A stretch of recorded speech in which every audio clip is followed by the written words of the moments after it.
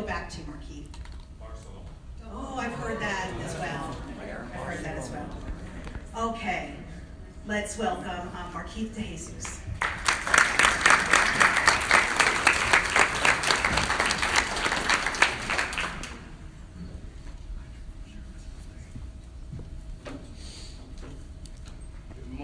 Good morning. Columbus, Georgia. Columbus, Georgia. Muskogee County Democratic Party. Amen. I said Muskogee County Democrats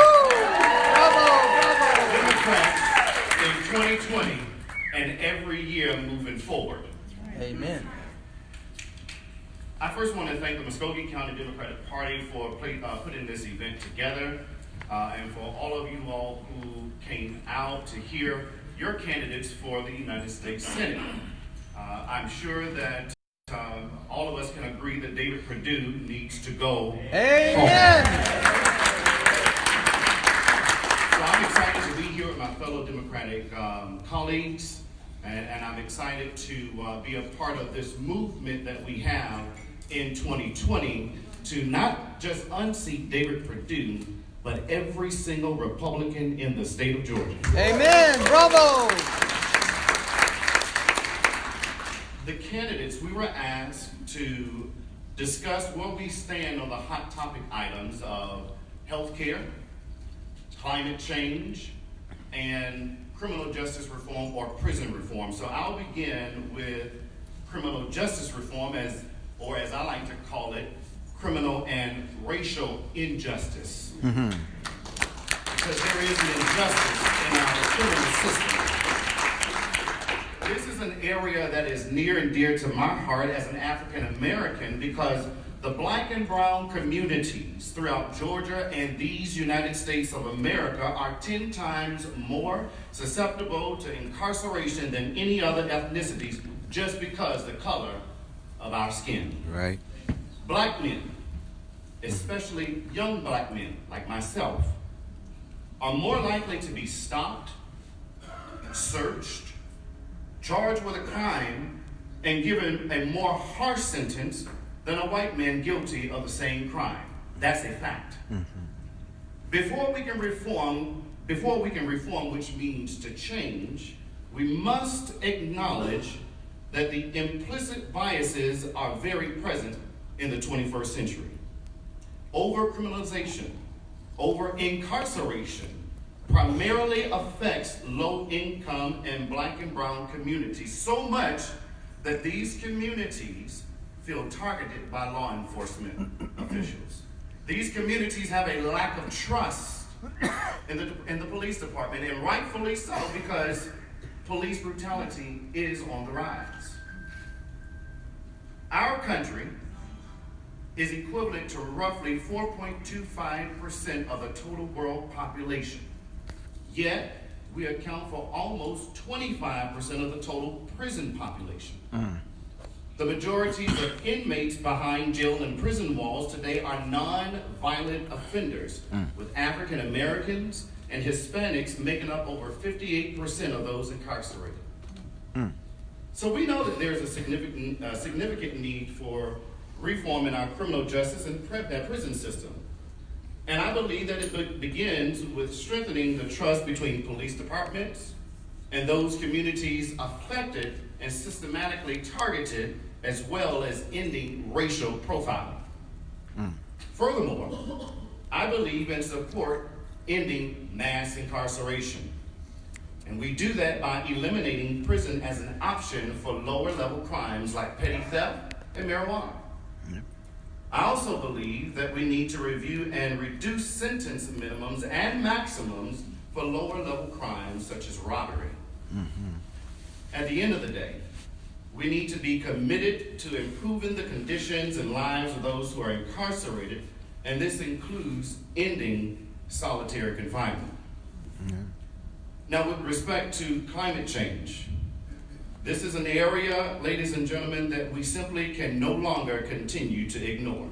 We can no longer ignore that our country, our planet, is being hurt by climate change. As the greatest country on this planet, the world expects the U.S. to be a leader on climate change. But David Perdue, that White House occupant, and most Republicans would have you and I to believe that there is no such thing as climate change. It's all a hoax made up by the Democrats just to get your vote. Shameful. Amen. But the truth is that Democrats and people all over the world know that climate change is real and it is affecting our planet each and every day that we fail to take action. That's right. So how do we know that climate change is real? We know it by the rise in temperatures. We know it by the oceans warming daily. The ice sheets and ice caps are melting. The sea levels are rising. Extreme weather events are all signs from our planet telling us in advance to fix what we as humans have done. And we've got to fix it before it's too late. Now the real question is, what can we do to combat climate change? That's got to be the real question. And the first thing that I believe that we need to do is to rejoin the Paris Climate Agreement. Amen. It is so very important that we surround ourselves with other countries who are committed to making the necessary changes to reduce the harmful effects of climate change. I also believe that we need to reduce the amount of greenhouse gases into the atmosphere. We need to become less dependent on fossil fuels and become more dependent on renewable energies. We must absolutely cut off all subsides and end all tax loopholes. Yes. We must reduce our oil consumption and require that automakers build more efficient vehicles. And lastly, I think that we need to invest in and reward businesses and corporations who are building energy efficient products that are safe for our environment, safe for our communities, safe for our children and our families, our friends, our neighbors.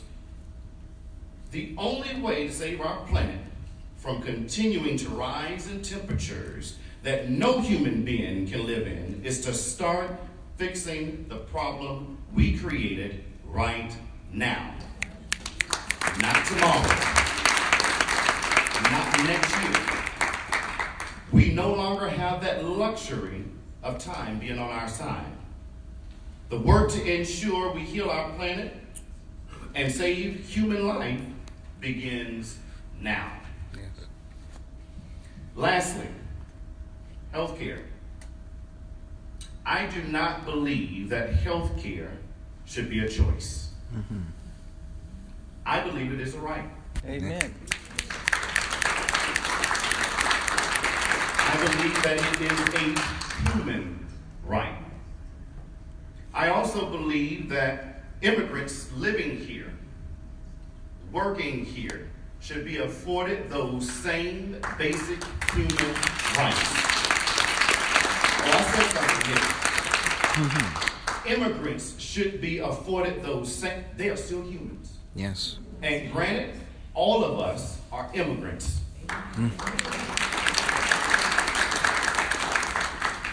Similar. I do not believe that a person should have to choose between paying their monthly premium versus paying their Georgia Power bill. Right. That should be a no question. You have to have health care, you have to have power. Let's face it. We have to have electricity to function during the day. We have to have electricity to function at night. And if you're anything like me, who loves to cook and bake, we have to have electricity to cook. Indeed. We have to have electricity to cool down or heat up our homes. But equally so, we need health care insurance to maintain a healthy lifestyle for ourselves, for our children, for our families. And we also need health insurance to improve our quality of life. Yes. Did you know that right now, there are 27.5 million people living in the United States who do not have insurance? 27.5 million do not have insurance. And 45% of them remain uninsured simply because of the cost of health care. It's for this reason that I do support a Medicare for all system.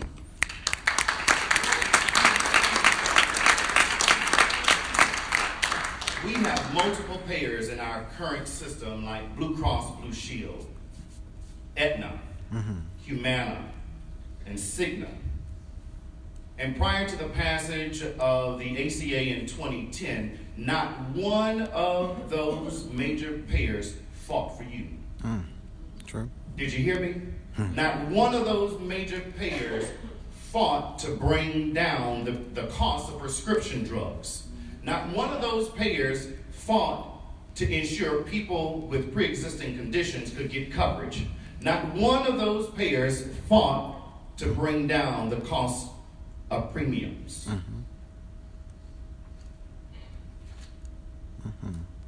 minutes, Marckeith. Thank you. I don't want to preach. The reason that they didn't fight for you and I is because it didn't benefit them. That's a simple answer. Medicare for all benefits you and I and not the healthcare system.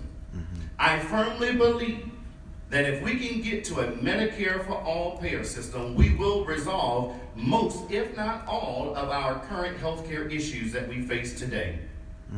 Now, should that be the case, I do know that we will need to reevaluate the current reimbursement rates for doctors and hospitals to make it more attractive and lucrative for all parties involved. You see, the key here is to keep the physicians and hospitals who currently accept Medicare and to bring in those physicians and hospitals and healthcare facilities who currently do not accept Medicare due to the low reimbursement rates. And while we're on the subject of talking politics and healthcare, and with this being the week of the 47th anniversary of Roe versus Wade, I feel compelled to make sure that each one of you know how gravely important it is to defeat David Perdue in November. Amen. Bravo, bravo. David Perdue is an enemy to healthcare. David Perdue is an enemy to reproductive rights. David Perdue is an enemy to women's rights. David Perdue is an enemy to democracy. He's an enemy to common sense gun legislation. As a matter of fact, he is an enemy to common sense. Hallelujah. No man, no government, be it local, state, or federal, should be endowed with the power to dictate what a woman can and cannot do with her body. The moment that we allow the government to have that much say in what we do or do not do with our bodies, we have just forfeited our rights and have become property of the government.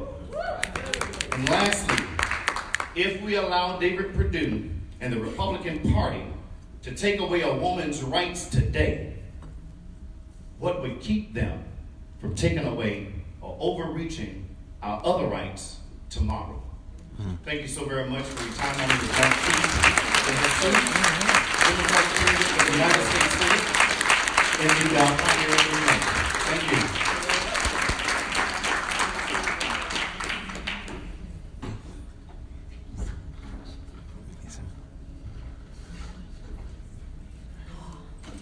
That was great. Thank you very much. I am a little stickler for time, as y'all saw. Thank you. Let me know. Let's see. Next is Sarah. How you feeling? Ready? Okay, wonderful. Would you prefer a podium or a clip-on mic? Okay, great. All right, so you all may remember Sarah Riggs Amico as our 2018 Democratic nominee for Lieutenant Governor. Such an exciting process. Wish it had ended differently, but we're working on that. Sarah attended Washington and Lee University and then earned her MBA from Harvard Business School. She and her husband, Andrea, have 2 daughters, Ava and Sophia. Who is with you today? Sophia. Sophia, and is it Sophia's birthday? Last week. Today it's her sister's. Oh, okay. Oh, so do you get separate parties or double parties? First year for separate parties. Okay, yeah, well, there you go. Very wonderful. Happy belated birthday, hon. And so, with no further ado, let me introduce Sarah Riggs Amico.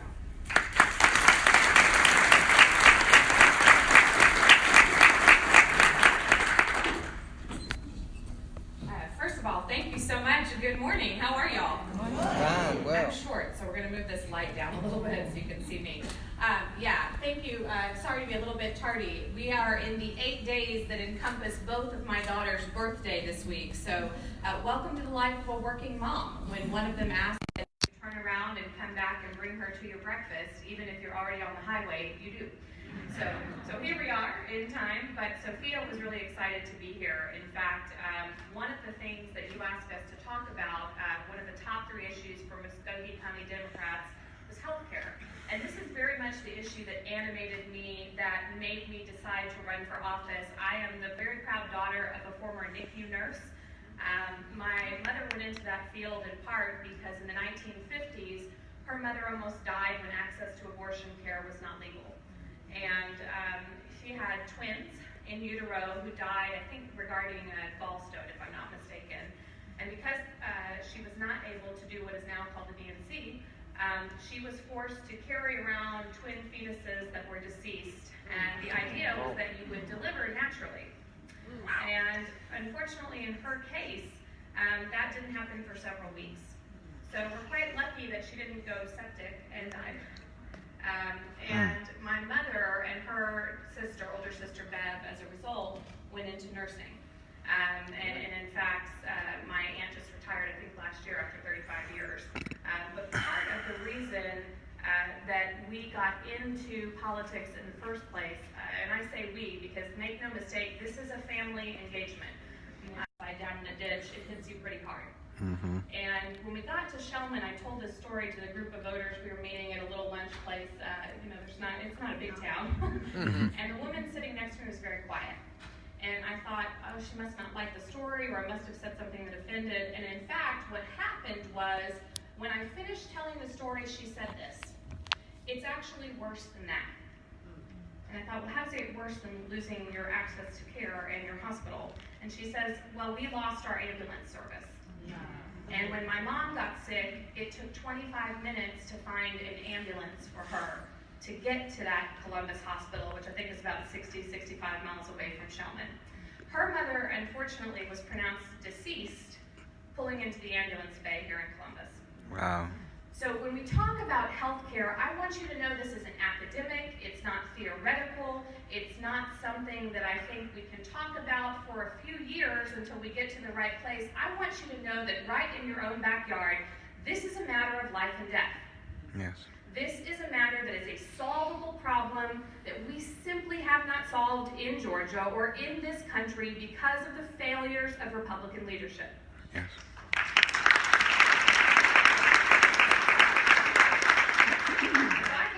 That for me, as a U.S. Senator, healthcare will be one of my top 3 priorities, along with voting rights, election securities, and economic security for your family. This is the issue of our lifetime. It is a human right, and we should accept whatever system gets us to where no one in this country is sick because they are poor, or poor simply because they got sick. Right. That is the standard. I am certainly open to a public option that introduces competition. I am open to moving to a public expanded safety net. I will tell you, one of the reasons I'm not there yet on getting rid of private insurance is I ran, as many of you know, for about 10 years, a Teamster company. Had about 2,200 Teamsters and machinists working for me. And there are many people, including our labor brothers and sisters, who like the insurance programs that they have. In fact, I'm on care, as it turns out. I have team care. And I'm not ready yet to tell those folks who designed those programs to meet their needs that they have to get rid of their insurance. I'm also not ready to tell the hundreds of the goal we share is the same. I respect Marckeith immensely, as I do all of my primary opponents, but we have got to work together from that value statement that nobody should be sick because they're poor or poor because they're sick. And whatever gets everybody covered, you have my commitment. That is what I will fight for you in the U.S. Senate. You had also asked us to cover climate change. Look, guys, you're in one of these areas that's on the front lines of climate change, whether or not you see it every day. From the quality of our soils to the way that weather patterns are impacting harvesting and planting and yield, farmers are on the front lines of our climate change crisis. And make no mistake, it is not a hoax made up by, I think Donald Trump said the Chinese, if I'm not mistaken. We need to put science and data and research back at the forefront of our environmental policies. Absolutely, I'll talk about it. We've got this week, the president rolled back most of the clean water protections that the Obama-era rules put in place. That protected 60% of our nation's waterways. And the thing is they're getting rid of it at the upstream end of the water system, right? And their argument is that this is a win for home developers, it's a win somehow for farmers, but let me tell you, any of you who watch the news and the crisis in Flint, Michigan, know this isn't a win for anybody. That's right. You cannot keep the downstream water sources in this country clean if you're allowing pollution and dumping upstream in the tributaries. Amen. 80% of our drinking water in this country comes from those surface level bodies of water. And your president this week, under the guise of who knows what, again, bless him, Bless his heart. has literally rolled back the protections that'll make sure my daughters have clean air and clean water in this nation when they're my age. It's immoral, unethical, and we need to do everything we can to strengthen the environmental policies, to, yes, rejoin the Paris Climate Accord, but most importantly, to protect the only planet it is that we have to live on together. So,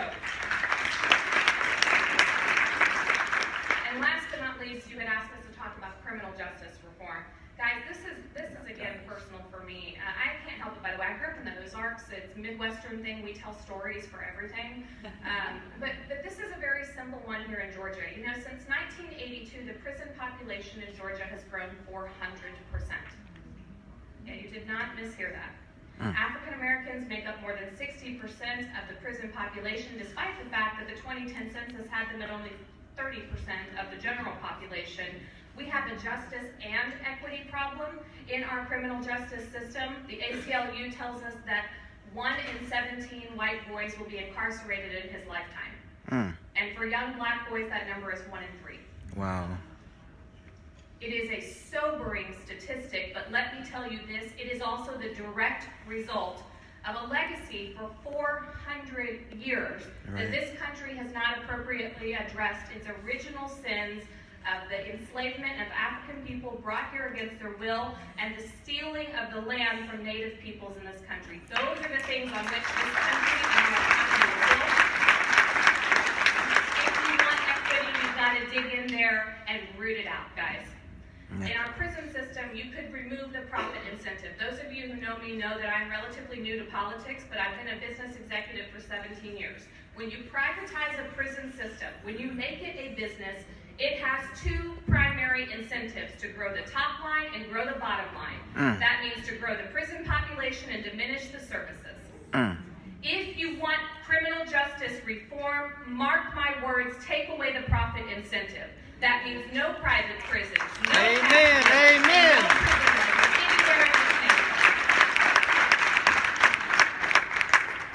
You know, we've got an opportunity here in Georgia. Some of our criminal justice reforms under Governor Deal actually were a model for the First Step Act in the federal government. But unfortunately, the First Step Act was just that. It was a first step. We need to continue to work, and even here in Georgia, those threats are under, those reforms are under threat, guys. Governor Kemp is proposing to take $3 million out of the budget of public defenders and put it into the public prosecutors' pockets. He is cutting the accountability courts that that we know are working. We are one of a handful of states in this country where juveniles are put into the adult prison system. We are what they call a gladiator state. We need to address all of these reforms, and we need to save those cuts that Kemp is quietly lining up in the background to roll back the progress we've made. Right. And last but not least, you had asked us, what have we changed our mind on? And we talked a little bit about water in terms of environmentalism, but I will tell you that coming from a transportation and trucking background, that's my professional background, I ran a trucking company for years, I used to think we needed omnibus infrastructure investment. But here's the thing, we do. But it's highly unlikely to get done at the federal level. And what I've learned and where I've evolved, to answer your question, what have you changed your mind on? I think we need to eat the elephant, so to speak, one bite at a time. We need to start with water infrastructure in this country. We have 240,000 water main breaks annually in America, more than 2 trillion gallons of water annually wasted simply by cracks and leaks in our existing water infrastructure. Most of the water infrastructure in this country was put in place in the early to mid 20th century with a useful life of 75 to 100 years. Those of you who are good at math, it's starting to click, right? This stuff is wearing out. And the thing about capital investments and capital expenditures is you actually have to replace it, it wears out. So the thing that I've evolved on most on infrastructure is, yes, we need to fix bridges, roads, tunnels, smart grids, power walls, microgrids. We have a lot of work to do. But the thing that we should be able to agree on, no matter what your political partisan preference is water. What happened in Flint, Michigan is a national embarrassment. There are still thousands of kids without access to clean water, and we can fix that by re-engineering our water infrastructure. Last but not least, you had asked on your music. This is hard for somebody like me. I love music. I was the only non-music major in my college who was allowed to have a senior recital because I spent that much time in the music department. So from Mozart to Metallica, Bob Marley to Bob Dylan, Dolly Parton to Dottie Peoples, it's all in my phone. So picking this is like picking a favorite child, no offense, Sophia, or picking a favorite ice cream. But what I will say is the music that's speaking to me right now, other than Frozen 2, which my kids play on repeat, is probably Bob Dylan. And thinking about how the soundtrack of a generation can really spur us to think about social justice and social change and the collective power we have when we move forward together in a common purpose. And so if I'm your senator, that's my commitment.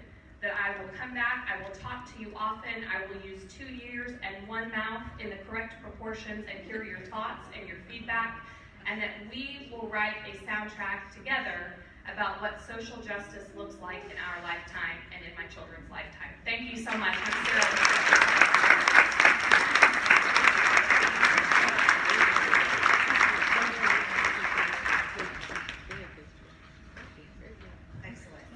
Next up, we have John Ossoff.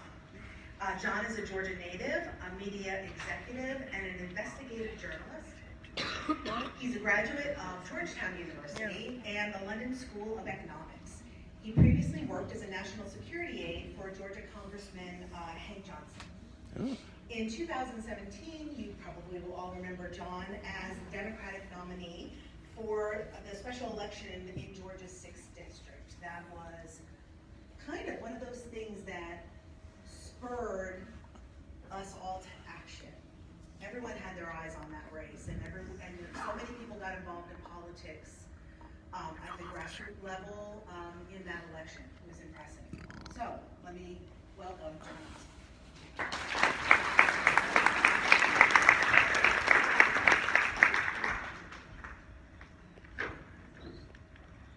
Good morning, everyone. Good morning. Can you hear me all right? Yes. In the back, too? Yes. Good. Let me just take a moment to thank our hosts from the Scouting County Democrats. Thank you so much for having us here. Forgive that mispronunciation. Miss Cookie. It is great to be back in Columbus. I want to also take a moment to thank the staff who have served us here this morning for taking care of us, serving us food. We're grateful for this food, grateful for this fellowship and this company. I've already made some new friends this morning, and I'm looking forward to working with you over these next 10 months to win not 1 but 2 U.S. Senate seats The big day that you know Donald Trump, it's kind of nothing. There is a deep corruption afflicting this country right now. It is a deep corruption. And it doesn't start and end with Donald Trump. Arguably, Donald Trump's election is a symptom of this corruption. That a man with this character No care. has ascended to the highest office in the land has and should continue to ring alarm bells for all of us that something is deeply amiss in America today. And let's just look at the last 20 years of our national history.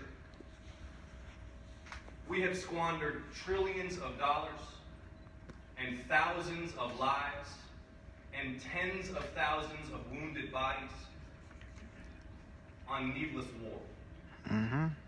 We have squandered trillions of dollars on tax cuts for the most powerful and well-connected people in our society. We have squandered trillions of dollars bailing out the most powerful investment banks in the world. But then Donald Trump and David Perdue, they tell us there's no money for Medicare or Medicaid or Social Security. There's no money for nutrition programs or food stamps or clean energy or infrastructure. No wonder people have lost faith in our political system. No wonder a right-wing demagogue has assumed the powers of the presidency. It's a deep corruption. Y'all are familiar with the 6th District special election that you mentioned. You may not know about the rest of my story, what I do for a living. I fight corruption for a living. In 2013, I was asked to take over as CEO of a then 21-year-old multi-Emmy award-winning media production company. We produce undercover investigations of official corruption and corporate wrongdoing. We produce investigations of war crimes and human rights abuses all over the world. That is the work I am passionate about doing, because the abuse of power is a grave sin that must be exposed and punished. I had worked previously in politics and government. I worked for Georgia Congressman Hank Johnson. I'm proud to have his support. I had worked in the office of Congressman John Lewis, and I'm proud to have his support as well in this race. But after 5 years working in Washington, I had seen the corruption and hypocrisy and dysfunction and had just about enough, got out of town and went into journalism, which is a pure endeavor. And I had no plans to get back into politics until Donald Trump was elected president. That changed my world. And I think it changed yours. Amen. And it should have. And so in 2017, 6 weeks after then Congressman Tom Price had been reelected in Georgia's 6th District by 24%, when no one thought that district could be competitive, let alone won, I was 29 years old, no one had heard my name, I ran for Congress anyway. And then so many of you and literally hundreds of thousands of people across the country got behind me, and that became the biggest congressional race in American history. And they had to send down the president and the vice president and the speaker of the House and spend tens of millions of dollars to defend something they believed was theirs by right. And they did beat me, but not by much.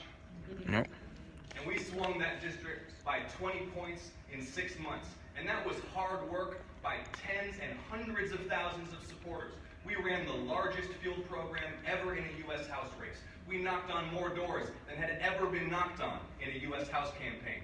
And we drove the strongest turnout literally in American history in a standalone special election for the U.S. House of Representatives. So I hope you know that I look back on that race and I hold my head high. And I'm proud of the infrastructure and the foundations that we built, because a fight well fought, even when you lose, can be worth what you build in the process. And we now have momentum. We now have the winds at our back in Georgia.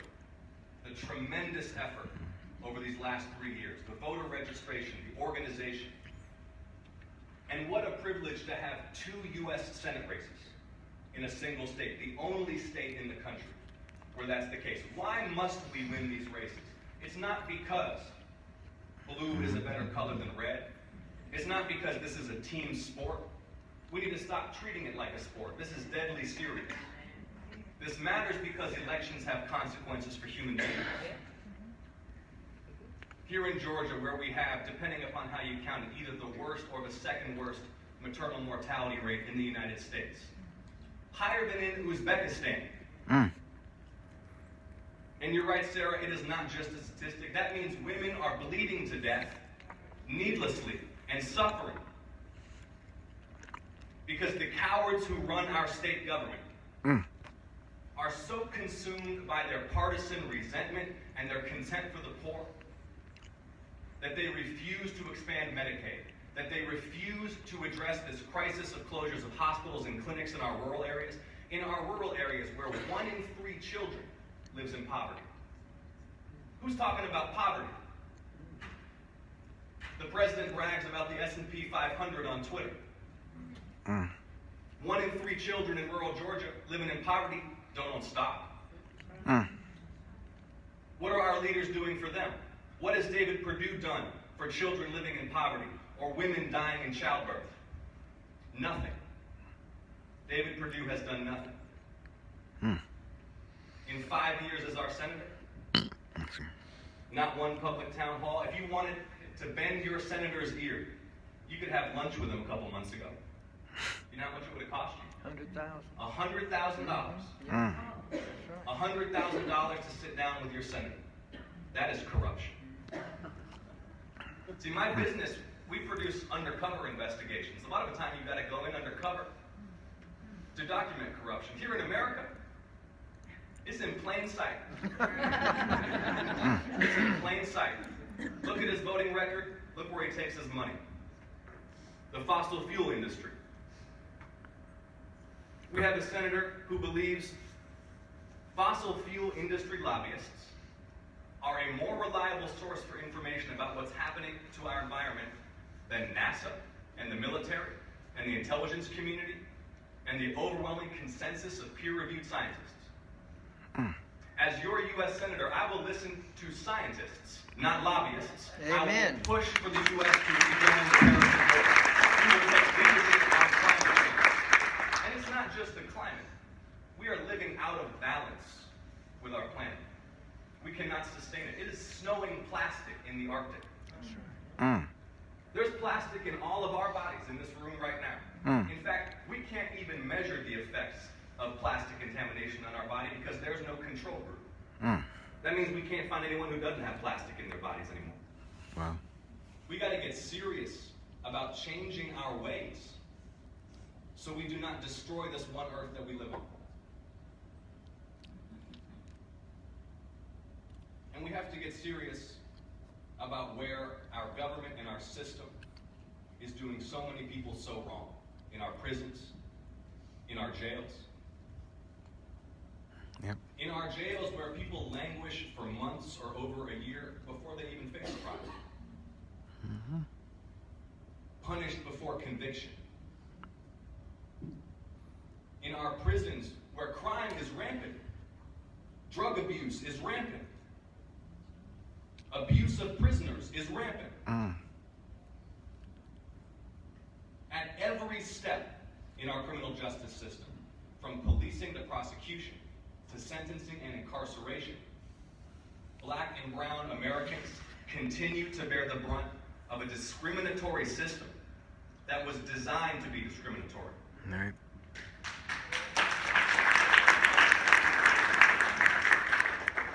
We need bold criminal justice reform in this country. We were talking, you mentioned decriminalization of cannabis as a possible subject. Yeah. I'm for legalization, regulation, and taxation of cannabis because if you can drink and you can smoke cigarettes, which are far more harmful, what someone does in the privacy of their own home is none of my business as a politician. Thank you.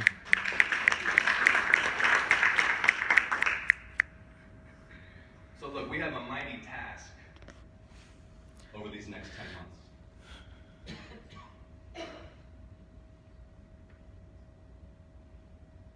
Future generations are watching us, will be watching us.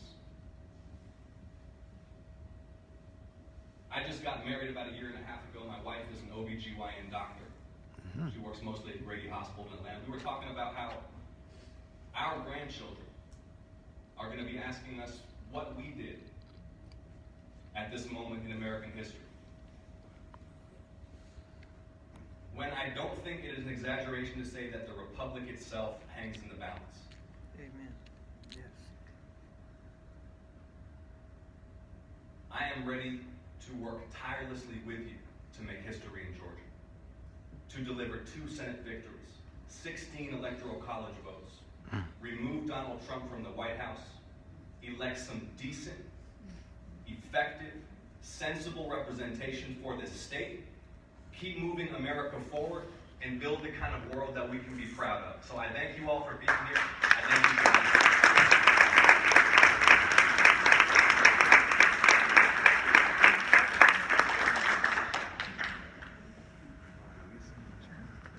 Oh yeah, hold on 1 second. Since you forgot, I'm going to give you this microphone and you have to sing. Oh. After the primary. Yeah, Vivian Bishop reminded me the question was about music. So did y'all hear that Whitney Houston Higher Love remix? Oh. Okay, well this is your treat for the weekend, right? They found Whitney's voice with her permission and her estate's permission on Higher Love, and they got a producer to put something together that's new and uplifting and inspiring. So when you're feeling kind of down because the news ain't too good these days, Higher Love, Whitney Houston. There you go. Yes. Nice. Thank you very much. Okay, next, so we have Maya Dillard Smith and then Teresa Tomlinson, and then we're going to wrap it up after that. Let me introduce Maya Dillard Smith, who has an acute case of laryngitis. So she gets the special mic, but I want you to, know that in advance. Maya studied economics at UC Berkeley. She earned her master's degree in public policy from Harvard and a law degree from UC Hastings, University of California, Hastings. Maya is an expert on the U.S. Constitution, so you must be just going crazy now. An authority at the intersection of law, policy, and economics. For nearly a decade, Maya served as a statewide constitutional officer. In this capacity, she provided oversight of judges and judicial nominees. And Maya is also the parent of, or the mother of 3 daughters. So please welcome Maya Dillard Smith.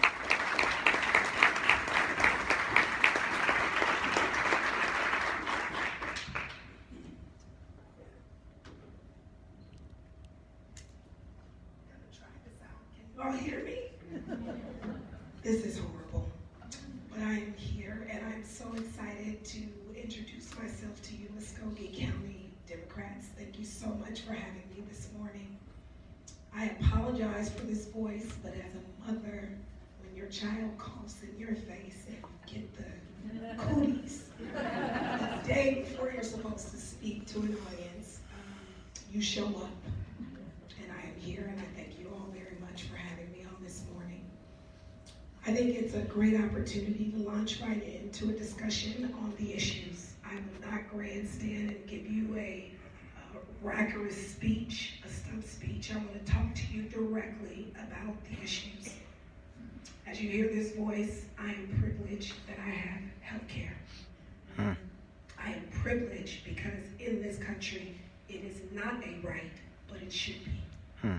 It should be a basic right, as should shelter, as should a honest pay for honest work, period. We have so much work to do in this country. We've talked, you've heard a lot from the candidates about the disparities that exist, but none of them have the crippling effect like medical expense. It is the #1 cause of bankruptcy in America. And the failure of predominantly Republican states to pass Medicare expansion is leading to astronomical rural hospital closures. You've heard folks talk about the impact that it has on individuals. I know it firsthand. Driving down a country road, my brother, who has respiratory issues, was overcome. We had to call ambulance services. We were rushed to a community hospital. We had medical insurance, but it was out of network. And we waited for 13 hours while he struggled to breathe and feared for his life. And these are realities that we hear day in and day out on the campaign trail. But what are we going to do about it? There are many options on the table around what I hope to see is universal health care. I'm not interested in the catchy phrases of Medicare for all. What does it mean? What does it mean for prescription drug costs, which we have to bring in line? What does it mean for this opioid crisis that is obliterating a generation, folks, which we as Black people know well with the crack cocaine epidemic? And while we were not treated with compassion, rehabilitation was not the norm. And in fact, if we're honest, it was Democrats who handed to us the 1994 crime bill that put away generations of Black and brown men, and it took away the franchise. Yeah. And we have to fix that. And so as much as I listen to pointing to the other side, when are we going to look at ourselves and say, well, we need to do different to model to this country what ought to be done by anybody regardless of their partisanship? We must do that.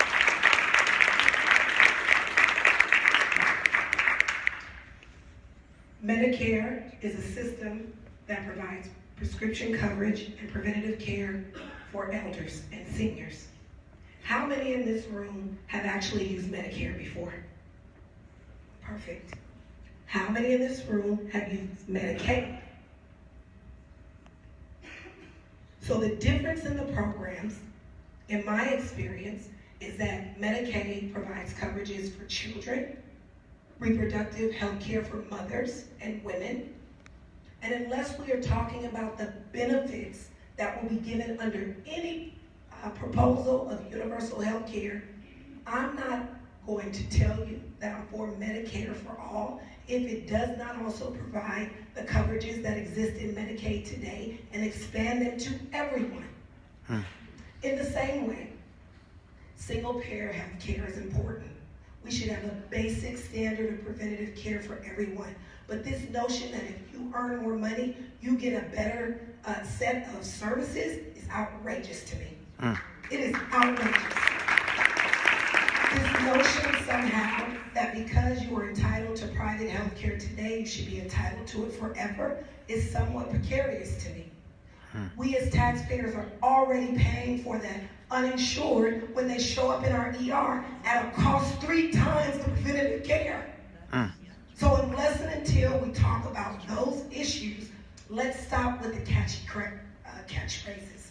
Let's talk about the issues and what we are going to do. As a mother of a child that is asthmatic, I want to talk to you about another young woman I know with asthma who's lying in a hospital bed right now, intubated. She had an asthma attack. They put a tube down her throat. It caused scar tissue. It blocked her airways. This is a millennial young woman. She went in for a repair surgery this week. They did a successful surgery. She coughed. It untangled the sutures in her throat. And so they had to put her under and sedate her to heal her. She is gathering liquid and fluid on her lungs.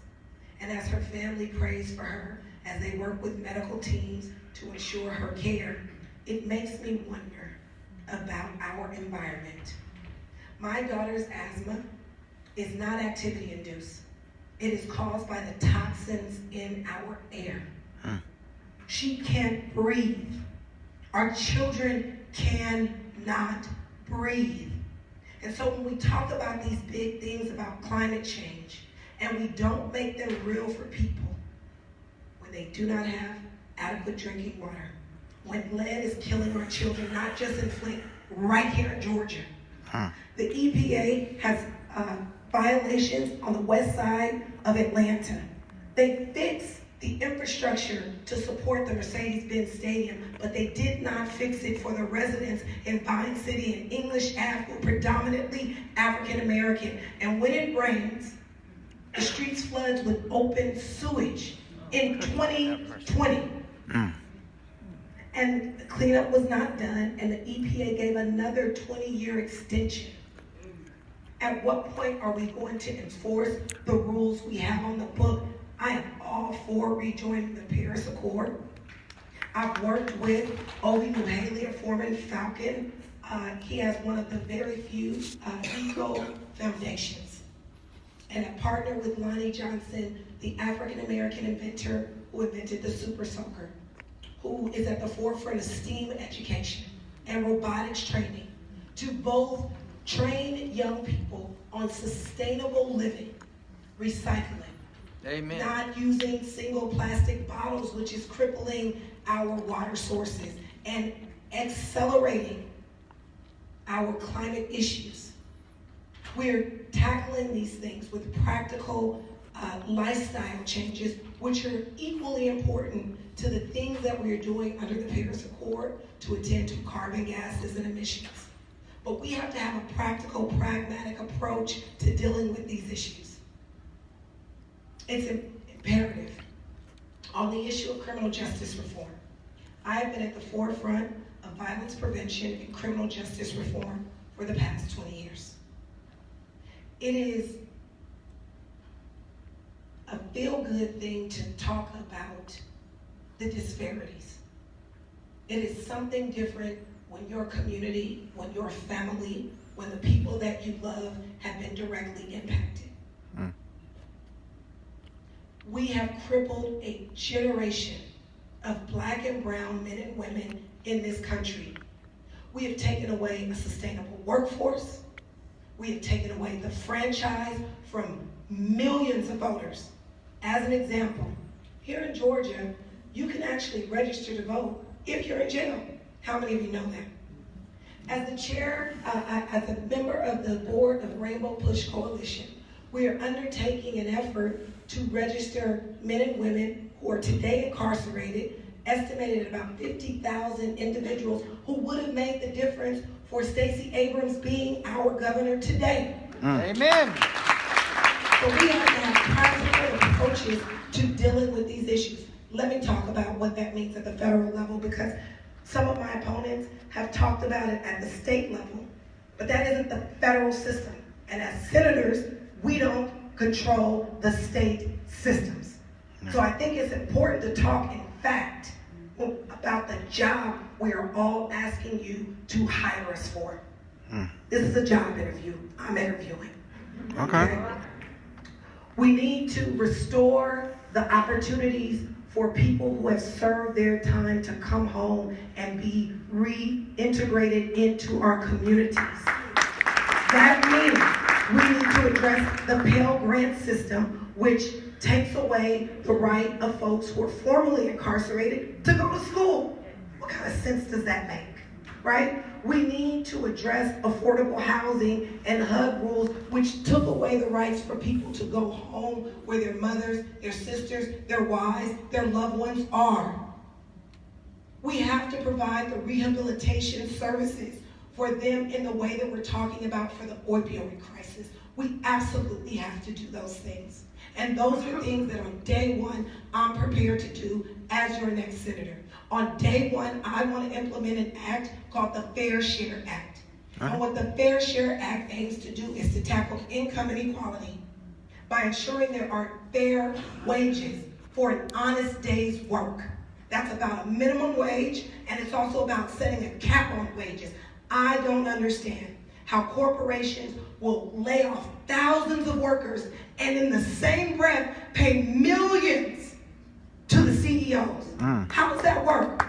Enron did not pay their workers for their time in their pension obligations. We have to hold corporations accountable to paying their employees, not just for the time served, but to prepare them for retirement. Social Security in its current form is unsustainable. Privatization is not the answer. It is not the answer. And so I see an opportunity and a pathway for fair share. We also need to legalize cannabis, but we have to be mindful of the public health impact. I have represented for the last 15 years the first African American dispensary owner in America. Cannabis is something I know intimately. Okay. But to deny that there are public health consequences about the consumption of a entity that does change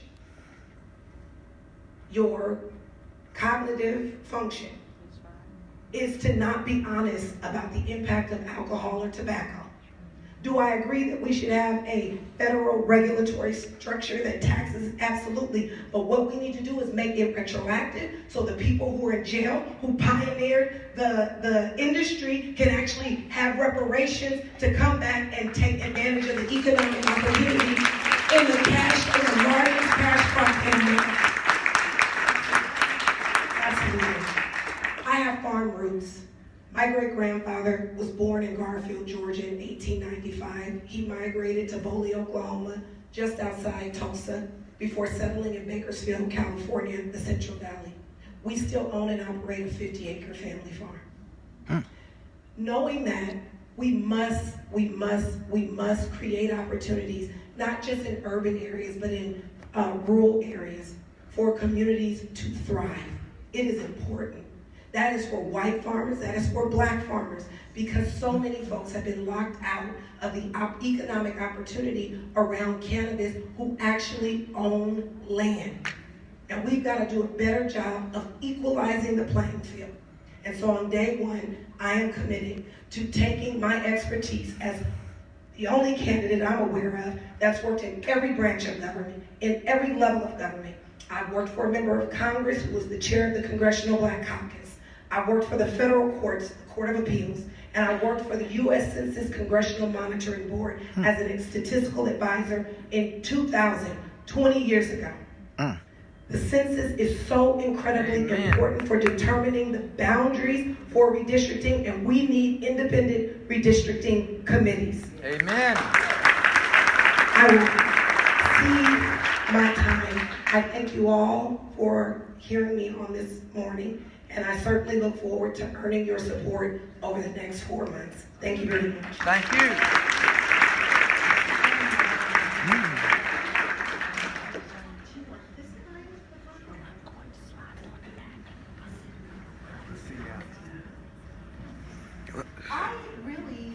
Do I need to introduce? Yes. Y'all know her as our former mayor. Amen. She had 2 terms here. My sister? I'll bring you. 2 terms here as mayor and public safety director. Amen. She attended Sweetbriar College in Virginia and then Emory Law School. Then went back in 2015 to be in the leadership team that saved Sweetbriar College. And she moved to Columbus in 1994 from Atlanta and married her husband, Trent. Please welcome Teresa. Amen.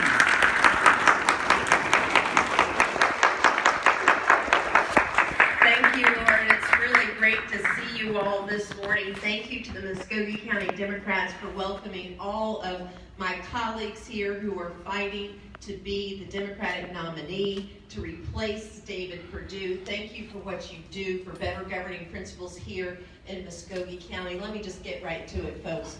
Things are grave. This election couldn't be more important. Amen. I just turn on the news and see what's going on, and you understand why it is critically important that we replace David Perdue, who is our current president's biggest enabler. And we have inherited a tremendous legacy and an opportunity to get this done. In 2016, Donald Trump won the state of Georgia with 50.4% of the vote. The man barely won a majority in the state of Georgia. In 2018, Stacey Abrams came within 55,000 votes. Amidst a sea of voter suppression, she came within 55,000 votes of becoming the first African-American woman to be elected governor in the United States of America. That almost happened in Georgia. So make no mistake about it, we stand on the precipice of taking this legacy that has been given to us and finally crossing the finish line after 18 years of Republican domination. We know that David Perdue is vulnerable. The University of Georgia has just conducted a poll that said if the election was held today, 35% of the registered voters would vote for David Perdue, but 61% of the registered voters in the state of Georgia would consider voting for the Democratic nominee, depending on who that Democratic nominee is. Depending on who that Democratic nominee is. So your job here, your choice here, is so incredibly important. We must field a nominee who can beat David Perdue. And folks, that means that we must field a nominee that has actually won hard-fought elections. And you know I won the first election with 68% of the vote. The next was 63% of the vote.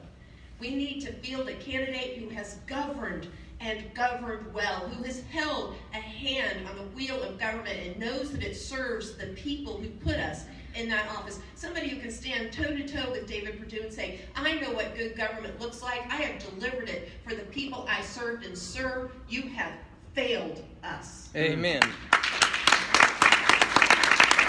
We need to deliver a candidate who has a body of work, lifelong experience at solving difficult problems. I worked in the federal litigation system and in appellate courts all over this country. I'm admitted to the United States Supreme Court and I've had cases go to the United States Supreme Court. I worked in trial courts all over this country, including here in the state of Georgia, to make the legal system work for people, to apply federal legislation towards justice, and to make sure there was fairness. I have fought some of the largest and most corrupt corporations and brought them to their knees in that federal court system. And yes, in addition to the public service here, I was so honored to have the opportunity to do. I had a hand in leading and revitalizing Midtown Columbus, which a lot of people thought were lost, and look at it today, folks. Amen. The great pleasure of saving my college alma mater by raising $28.5 million in 110 days, reforming that college, and today it thrives. So I know how to lead. I know how to solve dysfunctional systems. And the last time I looked, we were in desperate need of that. Amen. In the United States Senate. So let me tell you how we're going to win this thing. We're going to run a candidate who has lived and loved Atlanta and is a proud Democrat, who still has those constituencies and can carry that major Democratic stronghold and carry it strongly. We're going to run a candidate who is familiar with Central Georgia, which is where Muskogee County is, and they know what has gone on in Columbus, Georgia. They know the mayor, and we're going to go get our Democratic voters in those 50 counties. And you may know that I'm an 8th generation Georgian, 7 generations of rural rank poverty. I come from a long line of sharecroppers and rural day laborers. And I'm going to go to South Georgia, where I am familiar with how government touches their lives, and we are going to shave David Perdue's margins that he desperately needs to win this election. That's how we're going to beat David Perdue. And so in order to get to the important issues that you're concerned about, let me talk about prison reform. Because you can talk about all kinds of things and you can pontificate, but there's only one candidate in this race that has actually implemented comprehensive prison reform. You all may remember that one of my first acts in office was that I took over the Muskogee County Prison. I fired the leadership and forced the resignation of others. We had a live trial before city council, and some of them tried to defy those firings, and our city council unanimously supported my decision. I replaced that leadership. We changed it from a work camp system to a job training and rehabilitation system. We implemented an aggressive GED program that became the largest graduate of GED participants in the state of Georgia. We instituted soft skills training. Hundreds of prisoners a year went through that soft skills training. We partnered with our crime prevention office and Columbus Technical College to provide certificates of completion for prisoners who had tutelage under licensed plumbers and electricians and carpenters so that they could be employed when they got out. And then I banned the box as mayor. We hired our own prisoners to do the jobs they had been doing while they were serving their time and gave them good salaries and gave them benefits. Folks, that's prison reform. That's prison reform. Amen. If you want to see it at the federal level, you send somebody who's actually already done it. And we are going to ban private prisons. We are going to ban private prisons. We are going to take the first step back to the second step back, and we're not going to stop until we have ended mass incarceration in this country. Those are the things we can do if we send somebody who, as Max Cleland said when he endorsed me last fall, is ready to serve on day one. Amen. That's the candidate that we need to provide. And so let me talk to you about health care. This is what we can do.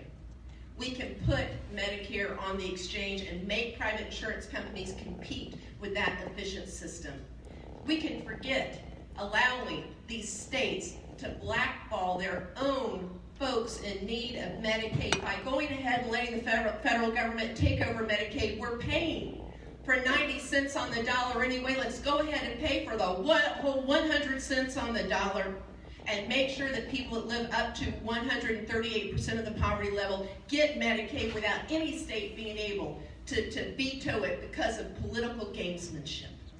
And let's finally start looking what has been discussed in this country for 25 years. Of expanding Medicare to 55, we know how much it would cost us. We know who would be served by it. We know the money we would save, and we know that the administrative apparatus we already have largely can take care of expanding it to 55. Stop talking about it. Let's start doing it. Amen.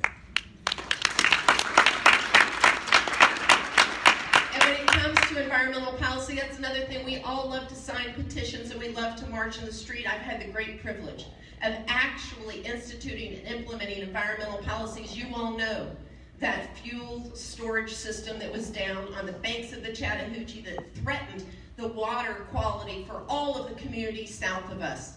The Port Authority owned that land, and they had a lucrative lease with a fuel company. And it was because of our great city manager, our city attorney, and me as mayor that was able, because of my experience in complex litigation, negotiating tough resolutions, we were able to come up with a strategic plan that actually returned that land to the city, and we removed that fuel storage tank system, turpentine, sulfate, and all sorts of dangerous chemicals. That's someone who believes in the environment. We supplied 66 miles of an alternative transportation system here in Columbus, Georgia, so you don't have to own a car to live in Columbus, Georgia, depending on where you live. You take that kind of can-do leadership to the United States Senate, and I am telling you something. We will invest what we need to invest to create millions of jobs by creating a new clean energy power grid. We will incentivize those who are working in carbon capture and include our own farmers and our timber industry, because they can be an integral part of carbon capture too. If we invest in this new infrastructure, we will take advantage of a whole new world, and the United States cannot fall behind. We've been talking about climate change, folks, since 1896, when the first scholarly article came out connecting the production of carbon and global temperatures. We've wasted enough time, so no, I'm not afraid of the Green New Deal. And if there's something in it we need to adjust so it doesn't have an unforeseen impact, fine, we will do that. That's what we can do if we elect the right nominee who can actually beat David Perdue. That's Amen. the opportunity of this great country. And let me close with the two things that last questions not everybody's been able to get to. But let me tell you, when I was a teenager, I didn't think I needed the Equal Rights Amendment. Because, you see, I had read the Declaration of Independence, and it said all men are created equal, and I thought they were talking about me too, being mankind. As I got a little bit older, it turns out, in fact, that there's systemic gender and racial biases running through all of our civic and economic infrastructure in this country.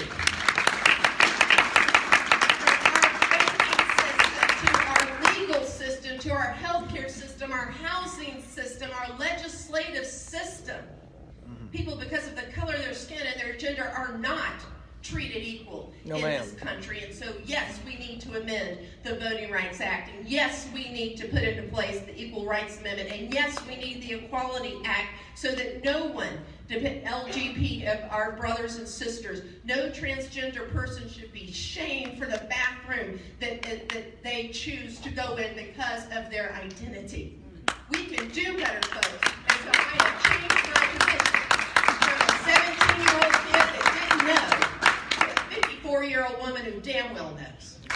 Hallelujah. Let me close with this. Everybody in this room knows I can't sing. But everybody in this room knows I got moves. Okay. I got moves. So you put on some R&B music, and I don't care if it's the oldies of Marvin Gaye and Shaka Khan with her little bit of funk going on, or if you bring it all the way today with Khalid and her, I can't stay in my seat. Okay. And so I will tell you this. You choose the right Democratic nominee who can beat David Perdue, and on November 6th, I will see you on the dance floor as we have the biggest victory party this state has ever. Hallelujah. Woo-hoo. Bravo, bravo. Bravo, bravo.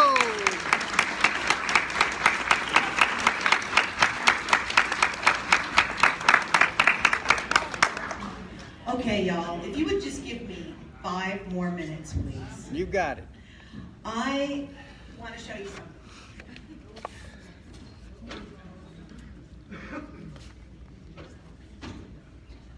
For those of you who have done any kind of campaigning, you know that telling your personal story is the way to connect.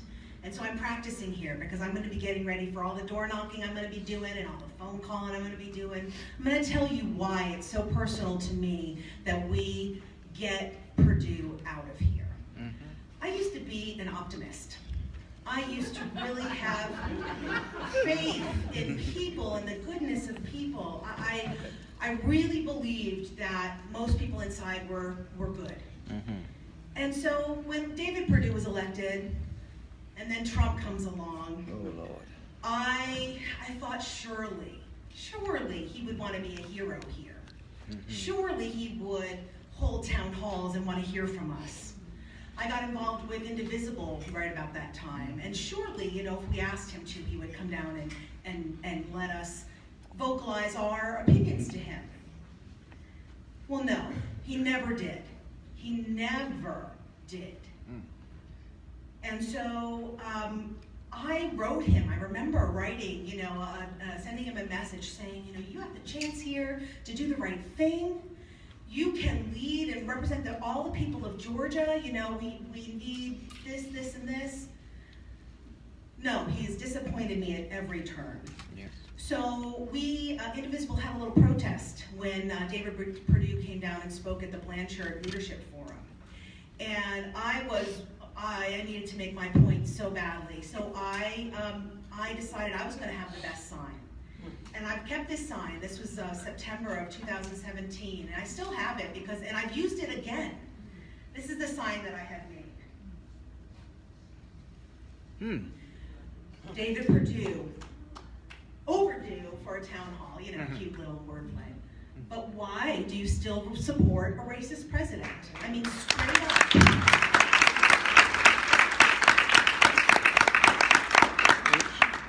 So I actually, this morning, and to this day, he's still his biggest supporter. He lies for him. He puts the president above the people that he was elected to serve, and it makes me just so disgusted. So, but I did, this morning I woke up a little early. I was a little anxious about something, I don't know what. And I saw something on Facebook, and it said, and so I think I was going to let you know about it. Here's a call to action. On Monday, everyone should call David Perdue's office and Kelly Loeffler, but let's just concentrate on Mr. Charm, and let him know that we feel like this trial is unfair to the president, that he should be allowed to call all of these witnesses that are going to prove him innocent. So call and let him know that we agree with David Perdue, that this is totally unfair. Right. And let's call all these witnesses and we'll wait. Okay. That's not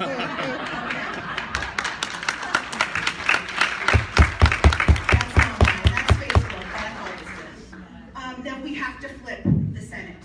We did it with the House last year. If we hadn't done that, and that was a lot of hard work. I'm looking out here, I'm seeing door knockers and callers and sign waivers. We worked hard on that. If we hadn't done that, we would not have been able to bring any kind of justice in regards to this president. The Senate would still, or the House would still be Republican, so there would be no impeachment. We would not, that's really hugely important, as is picking you go into the primary and choosing your candidate that you want to move forward. Please don't say, well, I'm just gonna wait. I'm gonna wait till the general election. You need to have a say in who you want to vote for in November. So I'm glad that we could provide a little bit of information here today, and for you to get to know people and our candidates for David Perdue's seat. Take that power for yourself. Don't wait and just see who gets served up to you. You make that choice and vote in the primary in May.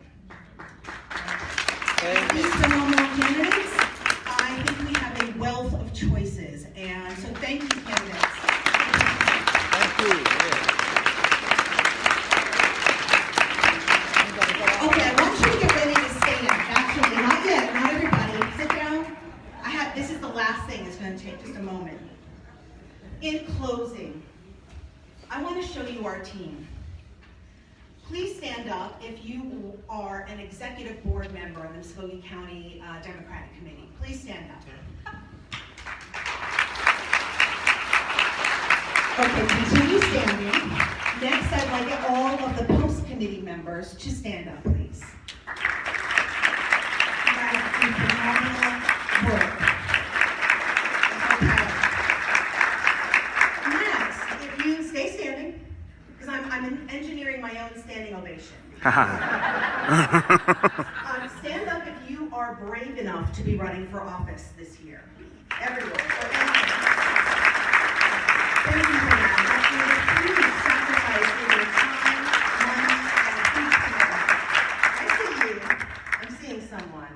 They're right. All right, stand up please if you're a staffer or you're working on a campaign for someone. We need you. Everybody knows that a great campaign staff is essential. Also, please stand up if you're already an elected official. Please stand. Thank you so much for making the time to come here today.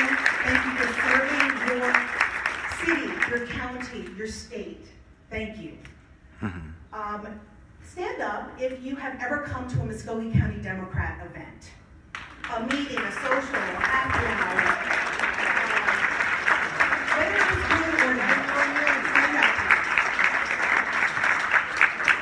stand up if you consider yourself an activist. If you consider yourself an activist, stand up because we have a beautiful activist group in Muskogee County. Finally, stand up if you've ever donated to a campaign. If you paid for a ticket here today, please stand up. Or if you're writing a check, you can't run campaigns without donors. So here we have, this is the Muskogee County Democrats team. Teamwork divides the task, but it multiplies the success. So thank you all for being such a huge part of the success of the Muskogee County Democrats. Thanks for joining me today. Thanks for your work in the future. We have your email addresses and I'll be reaching out. And also don't forget that at the back table there is literature and staffers for our candidates if you would like to stop by on your way out, as well as little trinkets to buy if you're interested. Take care, everyone. Have a safe weekend, and thank you again. Thank you. Oh, we have the mugs. Don't forget to take the mug.